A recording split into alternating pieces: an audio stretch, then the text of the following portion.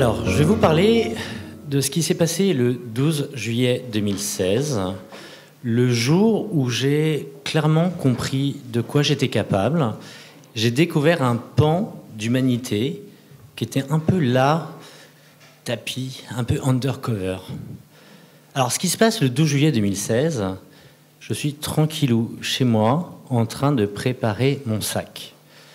Tout va bien, la veille je bossais, voilà, enfin, tout est comme ça devait être. Je reçois un messenger de Morgan disant Hi there, if you can catch a flight earlier, it would be great, I'm heading to the hospital. Alors le problème, c'est qu'il est 9h du matin, que mon vol est à 16h. Calcul mathématique mental dans l'état où je suis, 7 heures deviennent 42 000, et là je me dis, bon, je suis dans la merde, j'y arriverai jamais. Bon, passé cet état un petit peu de déception, c'est pas grave, j'ai quand même à l'aéroport.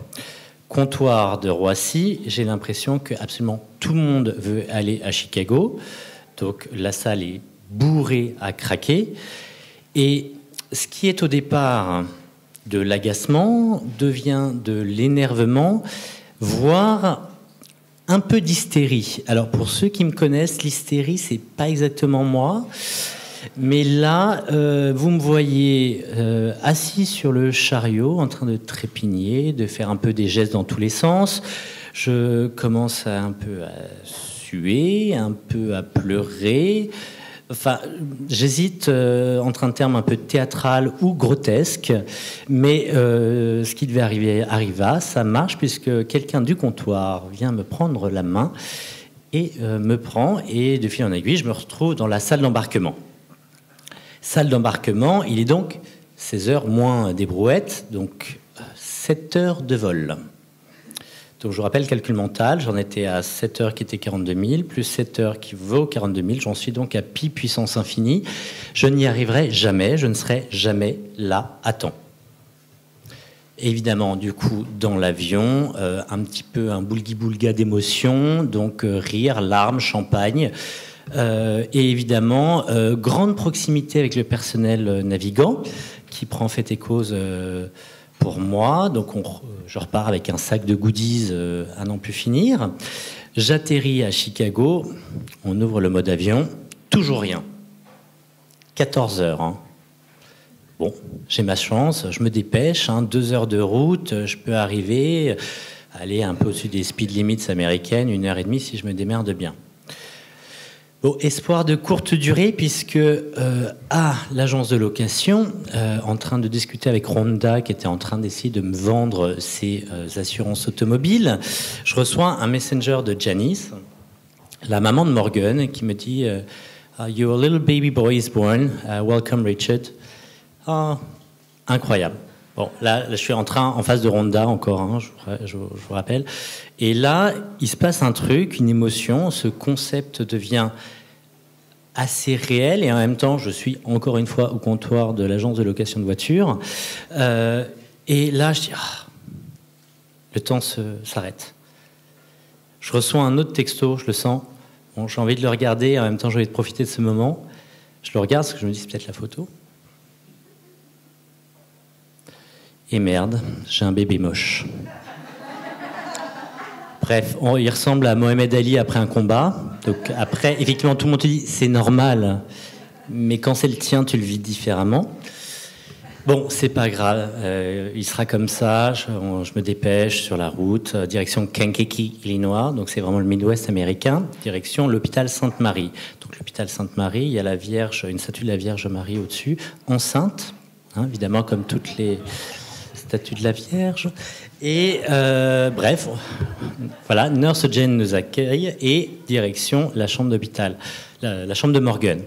J'ouvre la porte de Morgan. Là, comme d'habitude, évidemment, 15 personnes dans la chambre. Morgan, une amie, sa maman et Heather. Heather, qui est Heather? La doula, donc une coach en accouchement. Donc, si jamais ça intéresse certains d'entre vous pour une reconversion professionnelle, sachez qu'aux US, on peut faire ça aussi, c'est assez lucratif. Bref, Heather est là, avec Richard, bien positionné sur sa poitrine assez opulente. Et voilà. Alors, ce qui se passe, c'est le moment où on pose Richard dans mes bras, je l'ai dans mes bras. Alors là, je suis dans Inception. C'est-à-dire que la droite devient la gauche, le haut devient le bas. Mon monde s'écroule et quelque part, je suis le plus fort du monde. Je suis le plus fort du monde. Je regarde Morgan et je dis 2 ans où on a fait un travail incroyable. On a été dans des montagnes russes d'émotions. Et surtout, je regarde mon mari et je dis ça y est, on est papa. On est papa tous les deux. Ça a été un chemin de croix. Ça a été un chemin très personnel. Mais on l'a fait, on y est. On est tous les deux papa. Évidemment, on pleure. Bref, 6 mois après, nous voilà au Bigny-sur-Ner. On est à la boulangerie, comme tous les samedis, pour acheter la tarte tatin de la pâtisserie Coq, à noter pour ceux qui se baladent. Et Mathieu est mon mari, est dans la file d'attente, et moi je suis avec la poussette, et je vais mettre sur le côté, parce que Richard fait un peu de bruit. Bon. Il commence à chouiner un petit peu. Comme d'habitude, je tire sur sa petite veilleuse qui chante Daft Punk. Et ça le calme assez rapidement. On sort de la boulangerie, et là, Mathieu me dit « Dis donc, la fille devant moi, ça l'a vachement gêné que tu mettes la musique, il était un peu bruyant. » Alors, en fait, je suis pas sûr que ce soit la musique qui l'ait gêné, mon chéri. Mathieu est assez bouche bée, parce qu'honnêtement, pendant 6 mois, on était sur un nuage. Tout allait bien, dans le meilleur des mondes, et là, on se prend ça de pleine face. Bon, il est un peu bouche bée. Bon, c'est pas grave. Allez, 1 demi-heure se passe, on fait le marché, on se retrouve au bout du marché, place Adrien Arnaud, juste en face de la pharmacie. Et là, qui on voit la même personne, qui est clairement une Parisienne en week-end, hein, pour pas faire d'amalgame. Et là, mon mari décide d'aller s'excuser pour la gêne occasionnée. Et là, cette personne ne se gêne pas pour nous insulter, pour dire tout ce qu'elle pensait de nous, de l'abomination, et surtout, elle pointe mon mari du doigt en disant c'est horrible ce que tu as fait, de quel droit, combien tu l'as acheté ton bébé, ton gamin d'ailleurs, je crois. Alors, ce qu'elle ne savait pas, cette dame, c'est que depuis le 12 juillet 2016, on sait exactement de quoi on est capable. Alors, je fais un petit flashback.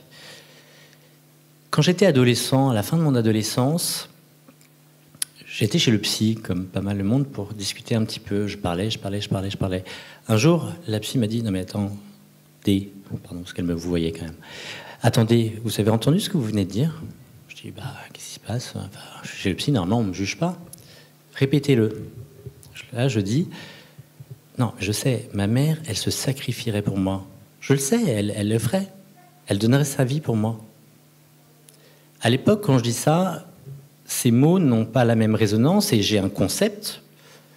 Mais bon, après tout, c'est ma maman, quoi. Donc oui.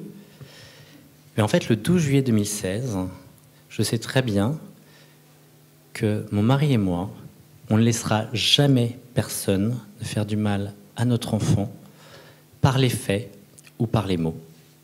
Merci.